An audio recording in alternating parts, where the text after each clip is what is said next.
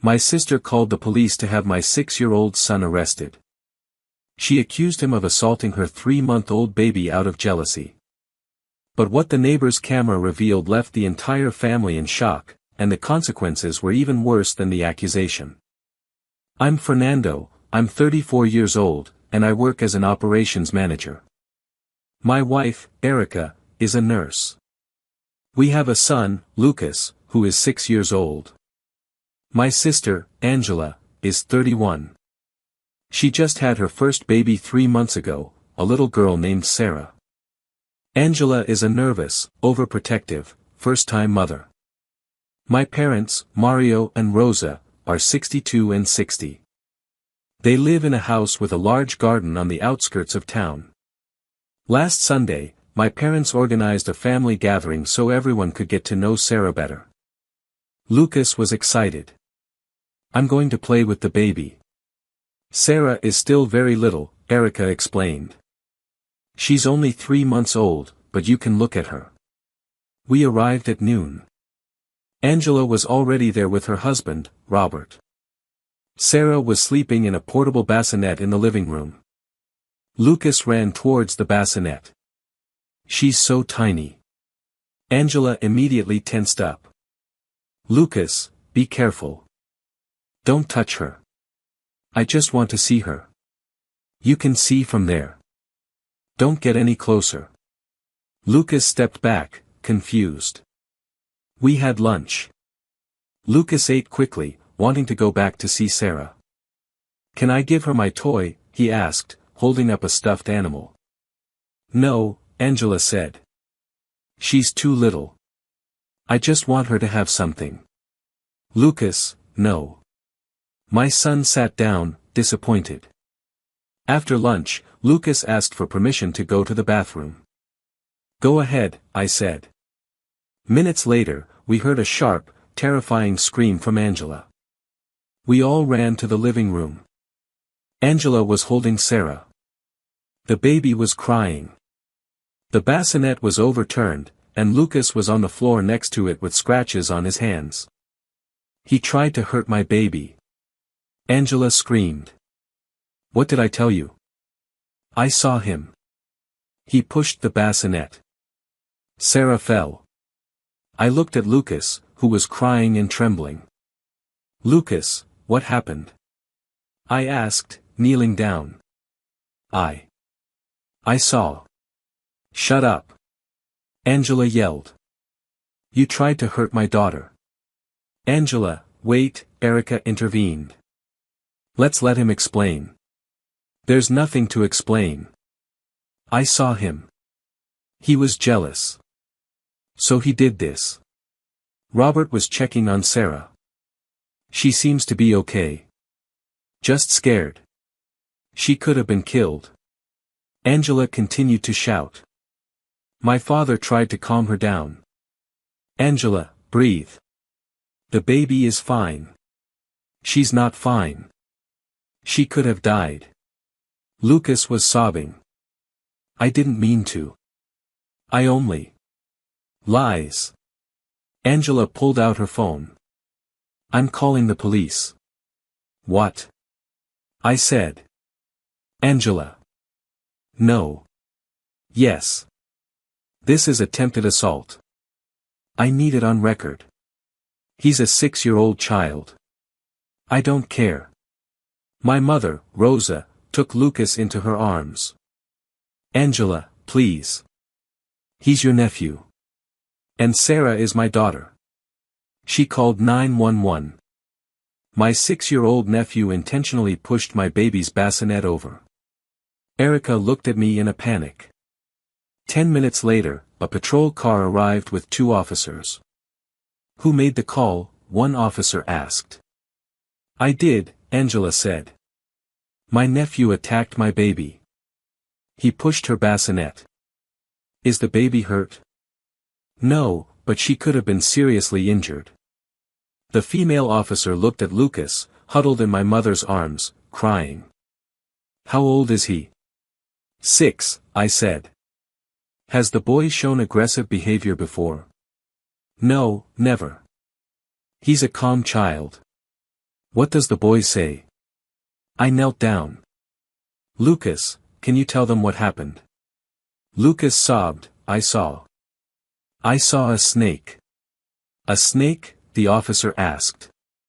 Yes. Coming in through the window, going toward Sarah. I just wanted to get her out. Lies, Angela said. There's no snake. Lucas, did you see a snake? Erica asked. Yes, a big, green one. I had to save Sarah. There is no snake, Angela repeated. He's making it up. The officers checked the living room. The window was open. There was a garden outside. Is it possible for there to be snakes here? Yes, my father said. We live near a wooded area. We sometimes see snakes in the garden. The officer went outside, checked the garden, and came back. There are marks in the grass. As if something had slithered. Angela hesitated. That doesn't prove anything. Lucas, I said. What happened after you saw the snake? I ran to get Sarah, but I tripped. The bassinet moved and Sarah fell. I fell too. I tried to catch her. I looked at his hands, the scratches, as if he had tried to grab something. Where is the snake now? Erica asked. It went out the window. When everyone screamed. The officers looked at each other. Ma'am, without clear evidence of malicious intent, we cannot proceed. But I saw him. You saw the child near the bassinet. But he has an explanation, and there is circumstantial evidence, marks in the garden, an open window, an area known for snakes. So, you're not going to do anything? There isn't enough to determine criminal intent, especially with a 6-year-old minor. Angela fell silent, furious. The officers left. Lucas was still crying. Erica picked him up. We're leaving. Wait, my mother said. Don't end it like this. How do you want us to end it? Erica asked. Angela called the police on my son. She accused him without listening to him, without investigating. I was scared for Sarah, and I am scared for Lucas. Look, she pointed to our son, trembling, terrified. Do you see what you've done to him? Erica, Angela began. No, we're leaving now. We walked out. Lucas cried the whole way home, and I had no idea how to fix this. That night, Lucas didn't sleep well. He had nightmares, waking up crying. I didn't mean to hurt Sarah. I didn't mean to. Erica would calm him down. We know, my love, we know. But the damage was done. Lucas was afraid of his aunt, of his grandparents, of the police. The next morning, he didn't want to go to school. What if the teacher accuses me too? No one is going to do that, I assured him. Aunt Angela did. I had no answer for that. On Monday morning, my father called me. Fernando, we need to talk. About what? Angela is very upset. She says that Lucas. Dad, stop. Lucas told the truth. He saw a snake.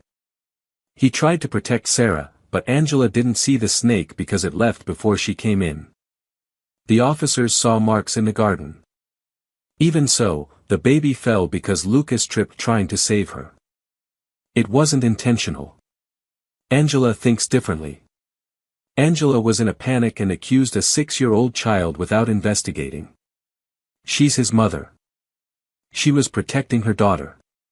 And Lucas is my son, and no one protected him yesterday. They only accused him. My father was silent. Until Angela apologizes to Lucas, we're not coming to any more gatherings. Don't be like that. We're family. Family protects. It doesn't accuse without proof. I hung up. That afternoon, my mother texted me.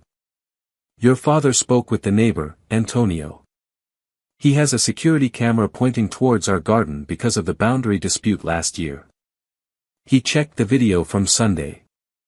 It shows something important. What? It's better if you come see it. Antonio said you can stop by. I went after work. Antonio greeted me. Your mother told me what happened. I checked my camera. You need to see this. He showed me the video. A view of the garden. The living room window was visible. At 2:17 in the afternoon, a large, green, marked snake is clearly seen slithering across the grass, climbing the wall, and entering through the window. My heart stopped. 30 seconds later, Lucas appears, running towards the bassinet, panic on his face. He extends his arms towards Sarah. He trips. He falls forward. The bassinet tips over. Lucas falls on top of it, shielding the baby with his body. The snake slithers out the window just before Angela runs in screaming. Tears were rolling down my face. My son told the truth. Your son is a hero. He saw danger and ran towards it without thinking of himself. Can I have a copy? I already saved it for you. He gave me a USB drive. I made a backup too. Your son deserves for the truth to be known. Thank you. You have no idea what this means. I have kids. I know exactly what it means. I went straight to my parents' house. I called ahead. Get everyone together. Angela too. Now. I arrived 20 minutes later. Everyone was in the living room. What's so urgent? My father asked. Without a word, I connected my laptop to the television. Watch this. I played the video. Complete silence. The snake entering, Lucas running, the panic, the trip, the fall, his body protecting Sarah, the snake escaping. The video ended. No one spoke. Angela had her hands over her face, crying. Oh, my God. Lucas told the truth, I said firmly. He saw a snake, ran to save Sarah, tripped, shielded the baby with his own body, and you all accused him. You called the police. You terrified him. Fernando, we didn't know, my mother began. You should have listened to him. You should have investigated before assuming. Angela was sobbing. I didn't see the snake. I only saw the bassinet falling. I panicked. You thought a 6-year-old boy would try to hurt a baby for no reason. I was scared for Sarah. And now Lucas is scared. Of you, of everyone. He's having nightmares. He cries. He asks why nobody believed him. Angela stood up. I need to apologize. I need to talk to him. No. He's too scared right now. Please, Robert spoke up. Fernando, Angela made a terrible mistake. But your son saved our daughter. He literally saved her. We need to thank him. I looked at my parents. And where were you when they were accusing your grandson? My father hung his head. We froze. It was all so fast. We didn't know what to think. You should have thought of Lucas. Protected Lucas. You're right. We failed him. I took the USB drive. I'm going home. If Angela wants to apologize, she can try. But it will be when Lucas is ready. If he's ever ready. I left with the truth in my hands, but knowing that nothing would ever be the same again. I got home and showed the video to Erica. She cried. Our baby tried to save Sarah, and they accused him. I know. Should we show it to Lucas? I don't know. Maybe it will help him, or maybe it will just remind him of the trauma. We decided to wait. 2 days later, Angela showed up at our door with a wrapped gift. Fernando, please. Just 5 minutes with Lucas. He's not ready. I need him to know I'm sorry. Erica came to the door. Angela, I understand you feel guilty, but Lucas is having nightmares. He wakes up crying, asking if he's going to go to jail. That's what your accusation did to a 6-year-old child. I know, and I'm sorry. I truly am. Being sorry doesn't erase the damage. What can I do? Give him time. A lot of time. Angela left the gift for when he was ready. It was a book about brave children. She left in tears. Weeks passed. Lucas started therapy with a child psychologist specializing in trauma. Lucas experienced an unjust accusation followed by police intervention, the doctor explained. That creates a deep-seated fear, especially of authority and family. Will he recover? Erica asked. Yes, but it will take time, and he needs to know that you believe him. Always, I promised. In therapy, Lucas finally spoke about it. I saw the snake. It was real, and nobody believed me. We believed you, I told him. Mom and I always believed you. But Aunt Angela didn't. Neither did Grandma and Grandpa. You're right. They didn't believe you. And that was wrong. Why didn't they believe me? Because sometimes, adults get scared and make bad decisions. But that's not your fault. You did the right thing. You tried to save Sarah. I'm a hero. Yes, you're a hero. For the first time in weeks, Lucas smiled. 2 months later, Angela asked for another chance. This time, she wrote a letter addressed to Lucas. Dear Lucas, I am so sorry for what I did. I was scared and I made a terrible mistake. I didn't listen to you, I didn't believe you. But I saw the video. I saw how you ran to save Sarah. You are brave. You are my hero. If you can ever forgive me, I'll be here. With love, Aunt Angela. We read the letter to Lucas. He thought for a moment. She saw the video. Yes. So she believes me now. Yes. I can see her. Are you sure? I think so. We arranged a meeting at our house, on safe territory for Lucas. Angela came alone, without Robert, without Sarah, just her. She knelt in front of Lucas. Lucas, I am so sorry. I shouldn't have accused you. I shouldn't have called the police. You did something very brave, and I didn't see it. Lucas looked at her. I was scared. Of the snake, and then of you. I know, and I'm sorry. Do you still think I'm bad? No, you were never bad. I was wrong. Lucas nodded slowly. It's okay. I forgive you. Angela cried and hugged him. Lucas let her hug him, though he was still tense. It wasn't a perfect ending, but it was a beginning. The following months were a slow process of rebuilding. Angela visited occasionally, always with permission, always supervised. My parents also formally apologized. We should have protected you. We failed as grandparents. Lucas accepted their apologies, but the relationship had changed. The blind trust was gone. A year later, Lucas was doing much better. The nightmares had subsided. He was back to being the happy boy he once was, but he learned something important, that telling the truth doesn't always mean you'll be believed, and that sometimes adults make terrible mistakes. In a therapy session, he was asked what he learned from all of this. I learned that saving someone can hurt, but I'd still do it again. Erica and I cried hearing that. My son, at 7 years old, understood something that many adults don't, that doing the right thing doesn't always bring an immediate reward. Sometimes it brings pain, but it's still the right thing to do. Angela never forgot. Every one of Lucas's birthdays, she writes him a letter, thanking him for saving Sarah, apologizing once more. And slowly, very slowly, the family healed. Not completely, the scars remained, but we learned to live with them.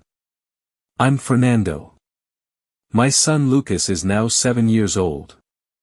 He's brave, he's a hero, and he survived an accusation that nearly destroyed our family. The neighbor's camera showed the truth, but what really saved our family was something simpler, believing a child when he told the truth, even when no one else would.